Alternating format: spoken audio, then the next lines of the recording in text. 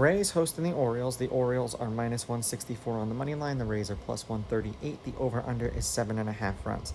The Orioles laying a 1.5 on the run line are plus 104, meaning if you bet them that way, they have to win by 2 or more. And the Rays getting a 1.5 on the run line are minus 125, meaning if you bet them that way and they win this game outright, you win. They lose by 1 run, you win. Now, these are the pre-game lines. They're going to change the closer we get to first pitch later on this afternoon. And neither of these, the weather won't be a factor, is what I was trying to say, because of the dome at Tropicana Field. Burns pitched once against the Rays this season. 7 innings, 2 runs. They were not earned. They won 5-2. That was in Tampa. He struck out 6. And Rasmussen did not pitch against the Orioles last year or this year. Head-to-head, the Orioles are 9-1 against the Rays in their last 10. The Orioles are on a 5-game winning streak. The road team is on a 6-game winning streak. The road team is 6-4. And what's wild is, if you went back to last year, I think the Rays were on like a 13-game winning streak against the Orioles, and it's amazing how that just flipped. The favorite's on a 5-game winning streak. The favorite is 8-2 on the money line. The favorite winning by multiple runs, laying a 1.5 is 7-3. There have been 2 one-run games in their last 10. The under is 5-4-1. And the over-under at 7.5 runs is 5-5. This is their 8th meeting between each other this season, and the Orioles are 7-1 against the Rays this year. The Orioles are, and this is still including the damn All-Star game for Burns, but that's the last game in here listed for him.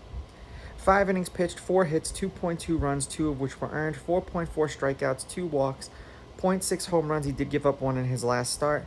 81.4 pitches per game, 16.4 pitches per inning, and his numbers are being deflated by that 1 inning that he threw in the All-Star game, because it's a factor over his last 5 innings. So not including that game, he's thrown pretty much close to 100 pitches in every one of those other 4 starts.